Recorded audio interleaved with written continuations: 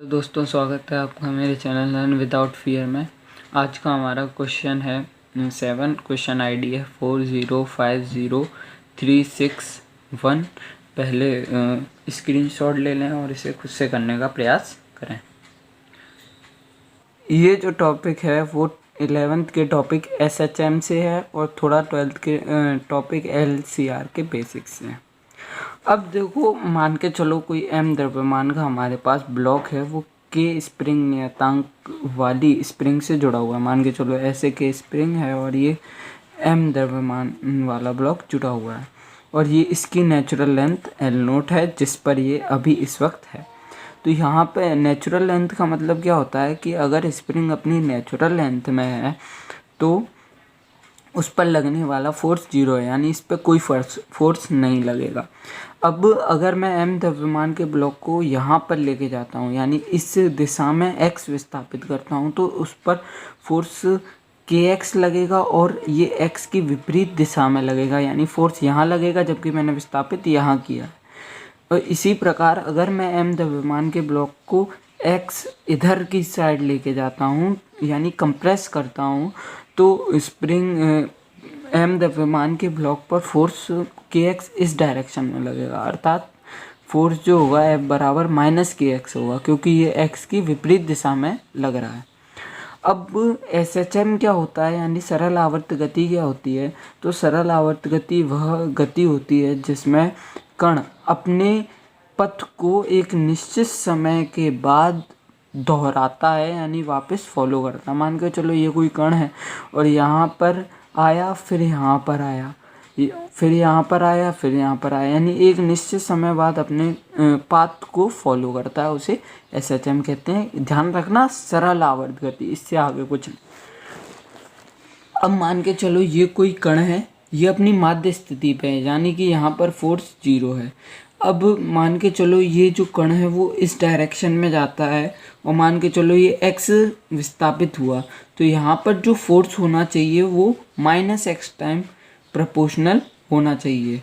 या फिर अगर थीटा की बात करें, यानी एंगुलर गति में बात करें, तो वो जो फोर्स है वो -थीटा के समानुपाती होनी चाहिए, यानी कि उसकी विपरीत दिशा में लगना चाहिए। यहाँ भी हमने विस्थापित किया, यहाँ विस्थापित किया तो यहाँ लगना चाहिए, यहाँ विस्थापित किया यहाँ, तभी तो वो अपने पाथ को फॉलो करेगा।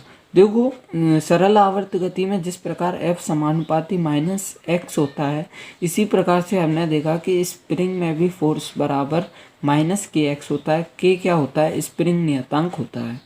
अब देखो F बराबर हमारे पास क्या होता है? m है, ये -kx है, इधर जाएगा तो क्या आ जाएगा? +kx में बदल जाएगा। और जहाँ तक बात रही a बराबर क्या होता है? त्वरण वेग में परिवर्तन की दर dv/dt, और वेग जो होता है वो होता है dx/dt, यानी विस्थापन में परिवर्तन की दर। तो dv/dt आया, अब वेग को क्या हम लिखते हैं? dx/dt। तो हमें इसका 2 बार क्या करना पड़ेगा? अवकलन करना पड़ेगा, इसे दोहरा अवकलन कहते हैं। तो इसे इस प्रकार से डिनोट करते हैं, d2x/dt²। अब ये ma है वो m इंटू d2x/dt² में बदल गया, और ये kx है, ये +kx आ गया, इधर आ गया। अब देखो m को डिवाइड कर दिया इक्वेशन में, तो ये हमारे पास ये इक्वेशन आ गई d2x/dt² + k/mx बराबर 0। अब ये ध्यान रखना, ये जो होती है वो सरल आवर्त गति की क्या होती है? इक्वेशन होती है। जब भी हमें निकालना होगा, ओमेगा निकालना होगा, t निकालना होगा या आयाम निकालना होगा, वो हम इसी से निकालते हैं। तो देखो ये जो है आयाम, ध्यान रखना, आयाम इससे नहीं निकलता है। आयाम मैक्सिमम डिस्प्लेसमेंट होता है जो हमने वहाँ से छोड़ा है, जहाँ से हमने कण को छोड़ा हुआ होता है। तो देखो d2x/dt² है, तो यहाँ पर जो x का गुणांक होता है वो बेसिकली ओमेगा नॉट का स्क्वायर होता है। अगर इसका गुणांक 1 है तो यहाँ पर इस जो इक्वेशन है इसका सॉल्यूशन यानी कि डिफरेंशियल इक्वेशन, कोई भी इक्वेशन होती है तो उसका कुछ ना कुछ सॉल्यूशन होता है। तो इसका सॉल्यूशन यानी जब हम इसे सॉल्व करते हैं, हमें सिंपली पता है ये x के पदों में है, तो आंसर किस में आएगा, x के पदों में आएगा। x क्या है, माध्य स्थिति से विस्थापन कितना होगा वो है। तो x बराबर जो आता है वो आता है A naught into sine omega naught T plus phi. Phi क्या है, कलांतर है। कलांतर क्या होता है कि मतलब ये इस पर डिपेंड करता है कि आपने कहाँ से छोड़ा है, यानी कि टी किस रेफरेंस में लिया गया है। मान के चलो मैं माध्य स्थिति पे टी बराबर 0 ले रहा हूँ, या मैं यहाँ पर टी बराबर 0 ले रहा हूँ, तो ये वैल्यू पुट कर देंगे हम, तो ये फाई निकलता है। जैसे अगर मैं यहाँ पर कर रहा हूँ और विस्थापन x है, तो मैं यहाँ पर मतलब विस्थापन ए नोट है, तो मैं यहाँ पे ए नोट ले लूँगा बराबर A naught into sine omega into T बराबर मैंने 0 लिया हुआ है तो फाई, तो 1 बराबर क्या हो गया, साइन फाई। तो इस कंडीशन में जब मैंने यहाँ से शुरुआत की, फाई बराबर क्या होगा, साइन इनवर्स 1। साइन इनवर्स 1 क्या होता है, थीटा। फाई बराबर क्या होगा, 90। यानी कि ये इस पे डिपेंड करेगा कि आपने कहाँ से छोड़ा है या कुछ किया है। अब देखो x का गुणांक जो होता है वो ओमेगा नोट स्क्वायर होता है, तो ओमेगा नोट स्क्वायर बराबर यहाँ पर क्या आएगा, KYM। हम इसे जब कंपेयर करेंगे तो अब देखो हमारे पास एक और नया कॉन्सेप्ट आता है इसी में, वो होती है अवमंदित सरल आवर्त गति।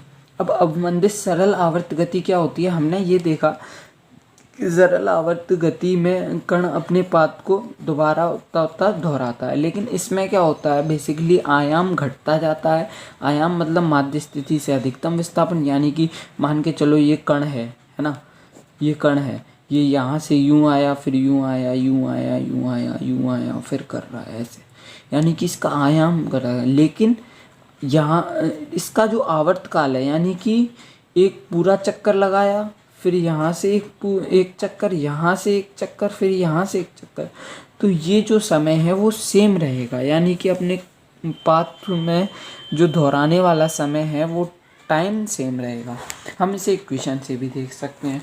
इसमें एक विशेष प्रकार का फोर्स और लगता है, जैसे मान के चलो ये कोई स्प्रिंग है, K नियतांक है और M द्रव्यमान का ब्लॉक है। इसे अगर हम पानी में रख देते हैं तो और इसे अपनी माध्य स्थिति से हल्का विस्थापित करके, ए नोट विस्थापित करके इसे जब हम छोड़ते हैं तो हम ये ऑब्जर्व करते हैं कि जो आयाम है वो धीरे धीरे घटता जाता है, लेकिन उसका जो आवर्त काल है यानी अपने पाथ को दोहराने का समय है वो सेम रहता है। बेसिकली देखो जब पानी में रखते हैं ना तो ये वेलोसिटी के व्युत्क्रमानुपाती होता है। जैसे m द्रव्यमान अगर इधर v वेग से जा रहा है तो जो फोर्स लगता है वो माइनस v भी लगता है। तो टोटल फोर्स की इक्वेशन क्या होगी, F बराबर माइनस kx जो कि स्प्रिंग के कारण है और माइनस vb जो कि पानी के कारण है, यानी अवमंदन के कारण। कुछ भी हो सकता है लेकिन वेग के क्या होना चाहिए, समानुपाती होना चाहिए। ये मतलब माइनस का साइन और यानी F समानुपाती माइनस x और माइनस ये दोनों होने चाहिए। यहाँ पर कोई भी कांस्टेंट x1 या x2 या जो भी कांस्टेंट है ले सकते हैं, बराबर का साइन लगाएंगे तब। तो F बराबर हम क्या लगते हैं, ma minus kx minus vb। तो ma को क्या लगते हैं, d2x/dt² जो कि पहले बता चुका हूँ मैं, प्लस kx। अब v बराबर क्या होता है, dx/dt, यहाँ पे प्लस बराबर 0। तो m इंटू d2x/dt², ये इक्वेशन आ जाती है। ये जो इक्वेशन होती है वो अवमंदित सरल आवर्त गति की इक्वेशन होती है, जिस प्रकार उधर सरल आवर्त गति की आई थी। अब ध्यान देने वाली बात यह है कि इसका जो सॉल्यूशन होता है वो ये होता है, क्या होता है, x बराबर A naught E to the power minus BT/2m sine omega dash T plus phi naught. Again A naught क्या है, जो हमने शुरू में इसको जितने अधिकतम विस्थापन से छोड़ा है वो है, वो बेसिकली इस इक्वेशन से नहीं आएगा। इस इक्वेशन से क्या आएगा, ओमेगा डैश आएगा, और केवल मतलब ओमेगा डैश आएगा इससे। तो यहाँ पर जो ओमेगा डैश होगा वो क्या होगा, ओमेगा डैश का स्क्वायर बराबर omega nought square minus p/2 का होल स्क्वायर। ये रिलेशन होता है, ये संबंध होता है। अब यहाँ पे जो x का गुणांक होता है, यानी इस इक्वेशन में जो x का गुणांक है उसे हम ओमेगा नोट स्क्वायर के बराबर कर लेंगे। इस इक्वेशन में जो dx/dt का गुणांक है वो हम p के बराबर रख देंगे इसमें। और याद रखना कि जो d2x/dt² है इसका गुणांक 1 होना चाहिए, यानी यहाँ पर जो भी हो उसको डिवाइड में कर देंगे तभी ये निकालेंगे। और ये बताऊँ, ये आपको याद करनी है। बेसिकली इक्वेशन आपको याद होनी चाहिए या फिर इससे निकालना आना चाहिए। अब देखो हमारे पास यहाँ पर RLC परिवर्त होता है। अब यहाँ पे एक और बात रह गई कि यहाँ पर हम देखते हैं कि ओमेगा डैश स्क्वायर बराबर omega nought square minus p/2 जो है, यहाँ पे p का अगर मैं मान रख दूँ तो क्या आएगा, p dx/dt का गुणांक है, p का मान रख दूँ तो b/m, p क्या है b/m और y में 2 है तो b/2m है। तो ओमेगा डैश स्क्वायर बराबर omega nought square minus b/2m का होल स्क्वायर, यानी कि ओमेगा डैश का स्क्वायर बराबर ओमेगा नोट का स्क्वायर माइनस b/2m का होल स्क्वायर। अब यहाँ पर आप देख सकते हो कि हमें पता है कि आवर्तकाल t बराबर होता है 2π/ओमेगा डैश, यानी यहाँ से ओमेगा डैश निकालेंगे और उसमें रख देंगे तो आवर्तकाल आ जाएगा। तो हम यहाँ पे देखते हैं कि कोई भी पद t पर डिपेंडेंट नहीं है, यानी इस इक्वेशन में t है ही नहीं, तो आवर्तकाल क्या है, कांस्टेंट है। और एक और बात कि ओमेगा नोट कहाँ से निकालें, तो मैं बता चुका हूँ कि जो x का गुणांक होगा वो ओमेगा नोट का स्क्वायर होगा। इस पहले वाली इक्वेशन में भी वही था, इस वाली इक्वेशन में भी वही है x का गुणांक।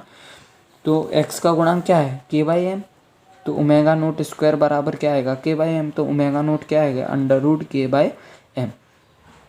अब देखो यहाँ पर RLC परिपथ की बात की गई है। तो देखो जब भी कोई लूप दिया हुआ होता है तो उसमें टोटल विभवांतर क्या होता है, 0 होता है। उसकी डायरेक्शन कैसे कैसे होती है, मान के चलो I डायरेक्शन है और ये R प्रतिरोध है, तो उसमें अगर धारा I हो रही है तो इसके मध्य विभवांतर जो होगा वो प्लस यहाँ पे होगा, माइनस यहाँ पे होगा और कितना होगा, IR होगा। ऐसे ही अगर यहाँ पर L है तो प्लस यहाँ पे होगा, माइनस यहाँ पे होगा, विभवांतर V बराबर होगा L इंटू di/dt। ऐसे ही अगर I धारा यहाँ पे प्रभावित हो रही है, प्लस माइनस यहाँ पे चिन्ह दे रखे हैं या प्लस माइनस ही होते हैं जब I धारा बह रही है, तो V बराबर क्या होगा, Q/C, प्लस यहाँ पे होगा, माइनस यहाँ पे होगा। और अगर मान के चलो V वोल्टेज की बैटरी दे रखी है आपको, I धारा ऐसे प्रवाहित हो रही है माइनस प्लस, तो V ही इसे कंसीडर करेंगे, I से इसका कोई लेना देना नहीं है तो प्लस V कर लेंगे। अब हमारे पास RLC परिपथ है, इस लूप में जाएंगे तो प्लस माइनस पहले साइन लगा दो, प्लस माइनस, जैसे हमने बताया कि I धारा जिस डायरेक्शन में उसके उस पे शुरू में तो प्लस, बाद में माइनस, तो प्लस माइनस। अब यहाँ पर R में विभवांतर कितना होगा, -IR, इसमें कितना होगा, -L into di/dt, plus minus Q/C, बता चुका हूँ, बराबर कितना होना चाहिए, 0, यानी टोटल का योग कितना होना चाहिए, 0 होना चाहिए। अब इस इक्वेशन को माइनस से गुणा करेंगे तो क्या आएगा, IR plus L into di/dt plus Q/C। अब देखो I बराबर क्या होती है, I बराबर होती है dq/dt, यानी कि आवेश में परिवर्तन की दर या फिर आवेश प्रवाह की दर ही तो धारा होती है। तो I बराबर क्या होगी, dq/dt। अब इसको ये जो I है उसको मैंने dq/dt लिख दिया, और R है तो R प्लस L है तो L, तो di/dt जो है वो हो गया d2q/dt²। कैसे कि भाई di/dt है, अब I की जगह मैंने क्या रखा, dq/dt, तो dq/dt 2 बार डिफ्रेंशिएशन तो क्या हो गया, d2q/dt² प्लस Q/C जो है बराबर 0। अब इसको सजा के लिखेंगे, यानी सेकेंड ऑर्डर पहले आना चाहिए, फिर फर्स्ट ऑर्डर, फिर 0, तो L into d2q/dt² plus dq/dt into R plus Q/C बराबर 0। अब जब भी इक्वेशन को कंपेयर करते हैं तो पहले हम देखेंगे कि किसका डिफरेंशियल है, यानी कि यहाँ पे हमें पता है कि देखो सेकंड ऑर्डर में डिफरेंशियल है d2q/dt², d2x/dt², तो q यहाँ पर किसके बराबर हमें लग रहा है, x के बराबर लग रहा है। देखो ना, कंपेयर कर रहे हैं हम, डी एक्स, यहाँ पे D X by D T है तो यहाँ पे D Q by D T है, यहाँ पे एक्स है तो यहाँ पे क्यू है। अब इसके गुणांकों का हम क्या करेंगे, कंपैरिजन करेंगे। जैसे D two Q by D T square का गुणांक एल है तो D two X by D T square का गुणांक एम है, यानी एम बराबर क्या है, एल है। ऐसे ही R D Q by D T का गुणांक आर है और D X by D T का गुणांक बी है, तो आर किसके बराबर हो गया, बी के बराबर। इसी प्रकार से क्यू का गुणांक 1/c है और एक्स का गुणांक के है, तो ये दोनों बराबर होंगे। के बराबर 1/c कहें या सी बराबर 1/k कहें, एक ही बात है। इसी प्रकार से जो हमारा आंसर आएगा वो थर्ड आ जाएगा और ये सॉल्व। अब देखो दोस्तों, आपको याद क्या क्या रखना है। तो देखो, सरल आवर्त गति में मैंने आपको डेरिवेशन करके बताई, बाकी ये आपको डायरेक्ट रिजल्ट याद होना चाहिए कि D two X by D T square plus K by M की जगह या ओमेगा स्क्वायर एक्स बराबर 0, ये है ना। अब कोई भी इक्वेशन इस फॉर्म में आपको कन्वर्ट करनी है, फिर कंपैरिजन करना है सीधा सीधा, और आपको इसका रिजल्ट याद होना चाहिए कि x बराबर क्या होता है, A naught into sine omega naught T plus 5। यहाँ पर ओमेगा नोट क्या है कि हम इसको कंपेयर करके निकाल लेंगे। इसी प्रकार से जो अवमंदित सरल आवर्त गति है, आपको इसका रिजल्ट याद होना चाहिए। जैसे m into D two X by D T square है plus b into D X by D T plus K X बराबर 0 है, तो इसमें जो एक इसका जो आंसर आता है, यानी इसका जो रिजल्ट आता है वो होता है x बराबर A naught E to the power minus B T by 2m into sine omega dash T plus 5 naught है। अब यहाँ पर x का जो गुणांक है, जो भी मतलब x के गुणा में आएगा वो ओमेगा नोट स्क्वायर है। जो D X by D T के स्क्वायर में, जो D X by D T के गुणा में आएगा वो p है, और D two X by D T square का जो गुणांक है वो 1 होना चाहिए, 1 कर लेना है डिवाइड करके, है ना।